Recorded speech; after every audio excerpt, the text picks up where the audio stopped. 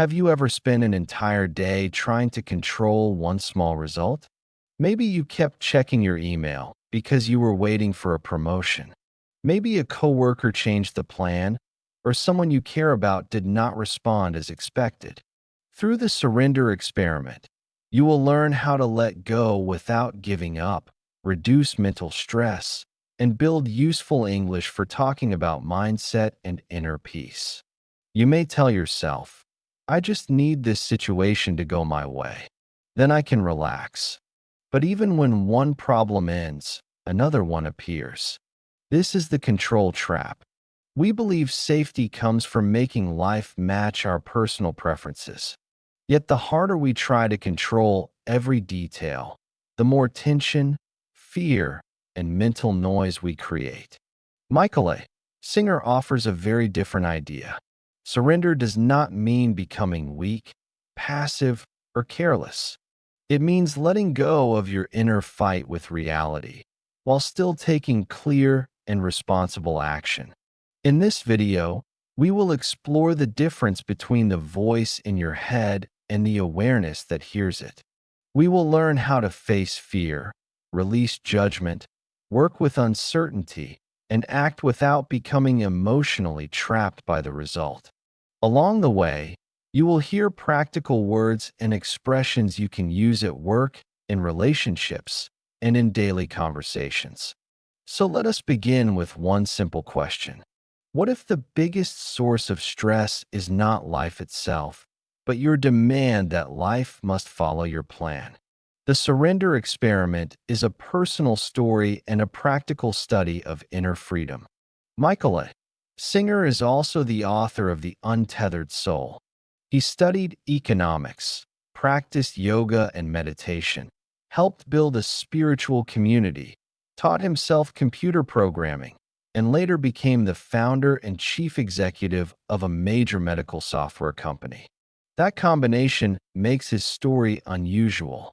He did not explore surrender only in a quiet room. He tested it in business, leadership, money, relationships, public success, and serious legal pressure. His experiment began with a basic decision. He would stop allowing personal fear and desire to control every choice. Instead of always asking, "What do I want?" he began asking, "What is life placing in front of me, and how can I serve it well?" The book does not promise that everything will become easy. Singer faced success and crisis. The real promise is different. You can meet both without being ruled by the noisy mind.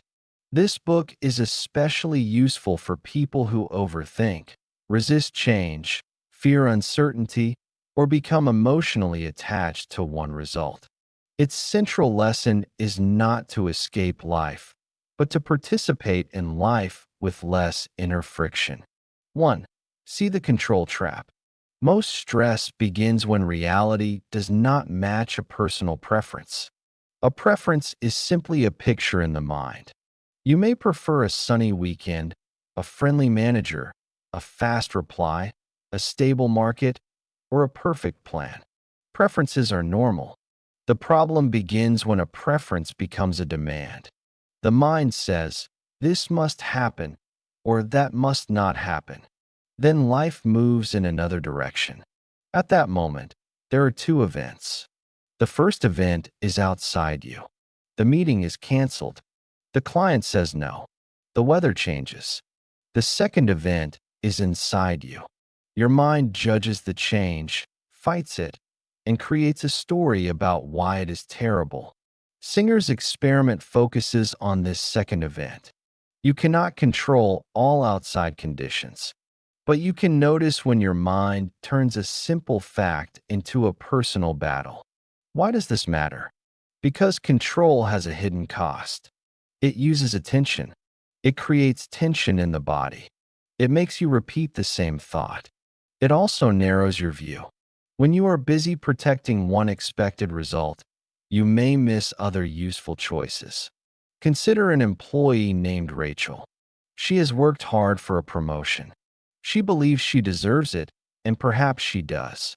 For 2 weeks, She checks every message and studies every expression on her manager's face.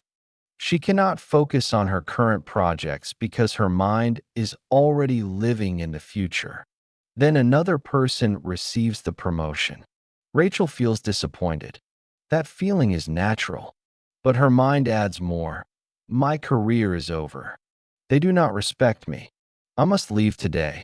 If Rachel believes every thought, she may make a rushed decision. If she practices surrender, she does something more balanced. She accepts the fact that the decision has been made. She lets herself feel disappointed. Then she asks what this moment requires. Perhaps she needs honest feedback. Perhaps she needs a new skill. Perhaps the company is not the right place for her. Surrender does not decide the answer in advance.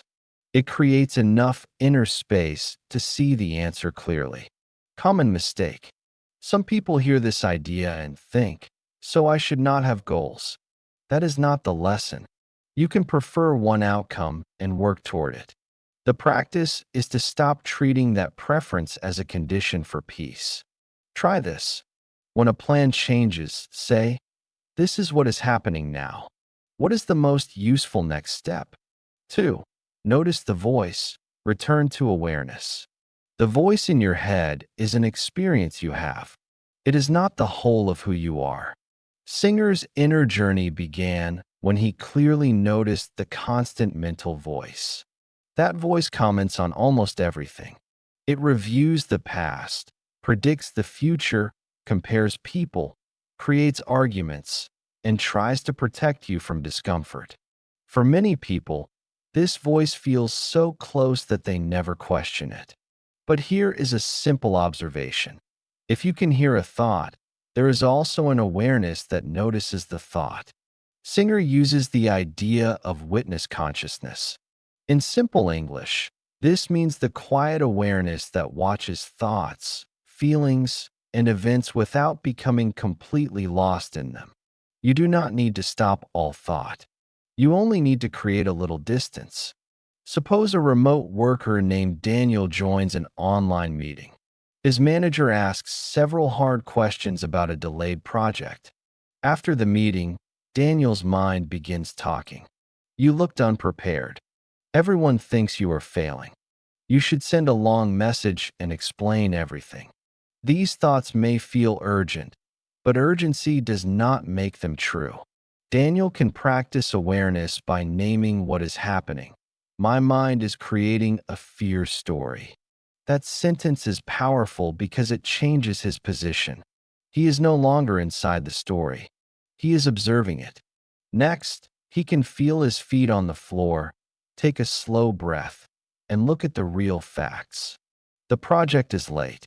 Some questions still need answers. His manager has not fired him.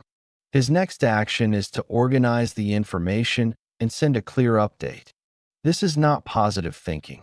Daniel is not telling himself that everything is wonderful. He is separating facts from mental noise. Common mistake. A common mistake is trying to attack the inner voice. People say, I must stop thinking. I must remove all negative thoughts. That becomes another form of struggle. The mind is now fighting the mind. Singer's approach is gentler. Notice the voice. Do not obey it automatically. Let it speak and return your attention to the present task. Try this. Use the phrase, I notice that my mind is saying, then repeat the thought. This small change helps you step back from it. 3.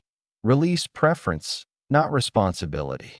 Surrender means releasing inner resistance. It does not mean refusing to act. This is the most important misunderstanding to clear up. Passive people avoid responsibility. They wait for others to solve problems. They use phrases such as, it is not my fault, or whatever happens, happens. True surrender is different. You accept the reality that already exists, and then you bring your full energy to the next action. You do not waste half your strength wishing the past were different. Imagine a small business owner named Luis. His company is preparing to launch a new service. 3 days before launch, a major supplier says it cannot deliver an important part. Luis has every reason to feel frustrated. He may need to change the schedule, speak with customers, find another supplier, and accept a financial loss. Passive resignation would sound like this: life has decided. There is nothing I can do. Control would sound like this: this cannot happen. The supplier must fix it immediately. I will keep calling until they follow my plan. Surrender sounds different. This has happened. I do not like it, but I will stop arguing with the fact. Now, what can be done? Luis may still negotiate firmly. He may cancel the contract. He may protect his company. Surrender does not remove boundaries or good judgment. It removes the emotional demand that reality must first become different before he can respond wisely. This distinction gives you more energy. When you stop spending attention on "this should not be happening," that energy becomes available for planning, communication, and problem solving. In Singer's life, surrender often led to more work, not less. He accepted unexpected responsibilities and gave them serious effort. His external life became active and complex, while his inner goal remained simple: do the work without letting fear and personal preference control the heart. Common mistake. Some people use surrender as an excuse to stay in a harmful job or unhealthy relationship. Acceptance of reality does not mean approval of harmful behavior. You can accept that a problem exists and still leave, report it, say no, or seek help. Try this. Separate two questions: what has already happened, and what responsible action can I take now? 4. Let resistance move through you. Fear and discomfort become stronger when you close around them. We often believe difficult emotions are dangerous, so we avoid the conversation, delay the decision, or distract ourselves with work, food, shopping, or endless online content. But avoidance usually gives the emotion more power. Singer's approach is to notice the inner resistance and allow the feeling to move through without building a story around it. Resistance can appear as tight shoulders, a heavy chest, fast breathing, irritation, or the strong wish to escape. The first step is not analysis. The first step is awareness. You might say, "Fear is here," or "I feel resistance in my body." Then relax around the feeling as much as you can. This does not mean you enjoy it. It means you stop adding a second layer of tension. Consider Maya, who needs to have a difficult conversation with her partner. They disagree about money. Each time the subject appears, Maya changes the topic because she is afraid of conflict. Her fear is understandable, but avoiding the issue creates distance in the relationship. Before the conversation, Maya sits quietly for 2 minutes. She notices pressure in her chest. Her mind says, "This will become a fight." Instead of treating that prediction as fact, she allows the discomfort to be present. She breathes slowly. She reminds herself, "I can feel fear and still speak with care." During the conversation, she listens. She does not try to control every reaction. She states her needs clearly, but she also leaves room for new information. This is surrender in a relationship. Maya is not surrendering her values. She is surrendering her attempt to control the entire emotional result. Common mistake. A common mistake is turning surrender into emotional suppression. Suppression means pushing a feeling down and pretending it is not there. Letting go means allowing the feeling to be experienced without feeding it again and again. You may still need time, support, or professional help. The goal is not to force quick peace. The goal is to stop turning pain into a permanent identity. Try this. When discomfort appears, relax one part of your body. Drop your shoulders, loosen your hands, and allow one full breath before you act. 5. Work fully. Hold the result lightly. You control the quality of your effort, but you do not control the complete result. This principle is useful in work, study, health, and personal goals. The mind often mixes action with outcome. It says, if I work hard, I must succeed. But real life includes other people, timing, market conditions, health, luck, and information you do not have. It helps to make a clear distinction. Your preparation, honesty, attention, effort, and next action are largely under your control. Other people's decisions, the past, timing, and the full result are not. Surrender places your energy on the first group and releases the demand to control the second. When you attach your identity to one result, effort becomes fear. You stop learning and start protecting yourself. A better approach is committed action without emotional ownership of the final outcome. Imagine Alex, who wants to become a product designer. He builds a portfolio, studies new tools, and applies for 20 jobs. He receives 19 rejections and one interview. If Alex believes the outcome defines him, every rejection becomes proof that he is not talented. He may quit or send applications without care. If he practices surrender, he stays close to what he can control. He can improve his work. He can ask for feedback. He can prepare for interviews. He can contact more people. But he cannot force a company to choose him. This mindset is not cold.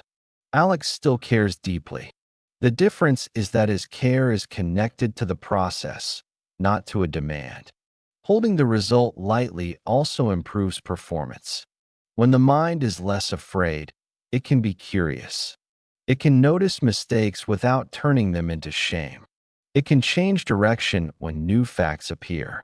Singer's experiment does not teach that life will always give you the result you secretly want. That would only be control and spiritual clothing. The deeper idea is that every result can become part of the path. Success brings responsibility. Failure brings information. Delay builds patience. An unexpected opening may reveal work you never planned to do. Common mistake.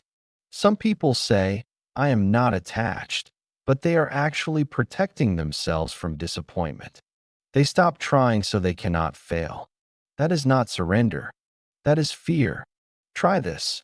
Before an important task, define success in 2 ways: the result you hope for and the quality of effort you can choose today. 6. Cooperate with life's next assignment. Life's flow becomes easier to see when you stop rejecting every unplanned request. The phrase life's flow can sound mysterious, but in daily life, it is often very practical. It means the real conditions, needs, and opportunities appearing in front of you. This does not mean saying yes to everything. It means looking carefully before your personal preferences close the door. Suppose Emma works in marketing. She has a clear 5-year career plan. Her manager asks her to support a difficult project involving customer research. Emma's first reaction is negative. That is not my role. This will interrupt my plan. I do not enjoy speaking with customers. These thoughts may contain useful information. The project could be a poor use of her time, but they may also be automatic preferences. Emma pauses and studies the situation. The project is important. The team needs help. She can contribute, and she may learn a skill that supports her future goals. She decides to participate for 6 weeks with clear limits. During the project, she discovers that she is good at turning customer problems into useful ideas. That skill later changes the direction of her career. Notice what happened. Emma did not follow every request blindly. She listened, checked her capacity, set a boundary, and responded to the real need. Singer's life story is filled with unexpected turns. His point is not that every surprise is a message from the universe. The practical lesson is that personal preference is a very small guide. It is based on past experience, fear, comfort, and limited information. Life may present possibilities that your old self would never design. Common mistake. The danger here is people pleasing. If you say yes because you fear rejection, you are still controlled by preference. The preference is now everyone must like me. Healthy surrender includes honest limits. You can cooperate with life and still say, I do not have the time, this is not safe, or I am not the right person. Try this. Before saying no to an unexpected opportunity, ask, is this truly wrong for me? Or is it simply uncomfortable and unfamiliar? 7. Use surrender in work, relationships, and goals. The same inner method can be used in very different situations. Let us make it practical. At work, surrender means accepting current facts quickly. A deadline changes. A manager makes a decision you dislike. A project fails. First, reduce the inner argument. Then communicate, solve, negotiate, or leave with clarity. In relationships, surrender means releasing the demand that another person must think, feel, or respond exactly as you want. You can express needs and set boundaries, but you cannot control another person's inner world. With personal goals, surrender means choosing a direction while staying open to new information. You can train for a race, build a business, learn English, or save money. The goal gives structure. Surrender gives flexibility. Consider a young entrepreneur named Noah. He creates an online education product and expects it to grow quickly. The first launch performs badly. He feels embarrassed and angry. His mind offers two extreme choices. The first is control. Spend more money immediately and force the original plan to work. The second is resignation. Close the project and tell himself the market is unfair. Surrender creates a third choice. Noah studies what happened. He speaks with users. He learns that the problem is not the main idea. The lessons are too long, and the price is confusing. He changes the product, tests a smaller version, and gives the process more time. The key is not that the new version must succeed. The key is that Noah responds to reality instead of protecting his original plan. This is a useful pattern. See clearly. Feel honestly. Release the argument. Take the next responsible action. Then release the result again. Common mistake. People sometimes practice surrender only when the stakes are low. They can accept a delayed train, but not a failed project, a breakup, or public criticism. The larger the event, the stronger the old habits become. That is why small daily practice matters. You are training the mind and body before the major test arrives. Try this. Use surrender during one small frustration every day. Let a slow line, a changed plan, or a minor mistake become practice. 8. Avoid the 4 false forms of surrender. Real surrender is active, aware, and honest. False surrender is often fear wearing a peaceful face. The first false form is giving up. You stop trying because the result is uncertain.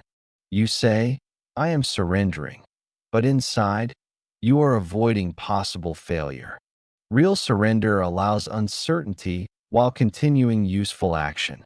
The second false form is weak boundaries. You agree to unfair requests, accept disrespect, or stay silent about harm. You think a spiritual person should never create conflict. But a clear no can be part of reality. Your body, time, safety, money, and values are also real conditions. Honoring life includes honoring those conditions. The third false form is ignoring consequences. Some people make careless choices and then say, I trust the flow. Trust does not replace planning. Singer's own life included disciplined work, learning, leadership, and responsibility. Surrender removes inner struggle. It does not remove cause and effect. The fourth false form is expecting a reward. You let go for 1 week and secretly expect life to give you money, love, or success. When that does not happen, you feel cheated. That is not surrender. It is a hidden deal. A clear example is Sophie, who is unhappy in her job. She decides to trust life and quits without savings, research, or a plan. Later, financial pressure becomes severe. A more responsible practice would be to accept that the job is harming her, stop denying the problem, and prepare a thoughtful exit. She might reduce expenses, update her resume, build skills, and set a date. She can surrender the demand to know exactly how the future will unfold. But she should still respect practical reality. Common mistake. The biggest mistake is confusing peace with comfort. A surrendered choice may feel uncomfortable. Telling the truth, leaving a harmful situation, or taking responsibility can be difficult. Inner peace does not always mean the absence of fear. Sometimes it means you are no longer fighting the fact that fear is present. Try this. Ask, am I letting go of resistance? Or am I letting go of responsibility? Let us turn the main ideas into 7 small actions you can practice. First, catch one control sentence. Listen for words such as must, should, and cannot. When you hear, this must go my way, change it to, I prefer this result, but I can respond to what happens. Second, name the inner voice. Say, my mind is predicting, my mind is judging, or my mind is replaying the past. This creates distance between awareness and thought. Third, separate facts from stories. Write 2 short lines. On the first line, write what actually happened. On the second, write what your mind says it means. Fourth, relax before you respond. Take one slow breath. Release your shoulders and hands. A relaxed body gives the mind more room to choose. Fifth, define the next responsible action. Do not solve your entire life. Ask what can be done in the next 10 minutes, today, or this week. Sixth, hold the result lightly. Work with care, prepare well, and learn from feedback. Then remember that the final result includes forces outside your control. Seventh, practice on small events. Use traffic, delays, change plans, criticism, and minor mistakes as daily training. Small moments build the skill you will need in larger ones. The surrender experiment is not an invitation to become passive. It is an invitation to stop fighting reality inside yourself. You can have goals without making peace depend on them. You can set boundaries without hatred. You can feel fear without obeying it. And you can take strong action without demanding that life guarantee the result. Before we finish, here are 7 useful expressions from today's episode. Surrender means to stop fighting reality inside yourself. Let go means to release your grip on a thought, fear, or result. A personal preference is something you want, but it does not have to become a demand. Awareness is the part of you that notices thoughts and feelings. Judgment is the quick decision that something is good, bad, right, or wrong. Resistance is the inner push against what is already happening. And life's flow means the real movement of events, needs, and opportunities in front of you. You can also remember 3 practical sentences. This is what is happening now. I can feel this without becoming controlled by it. What is the next responsible action? What is the biggest thing you have been trying to control lately? Or which word did you find most useful? Let me know in the comments.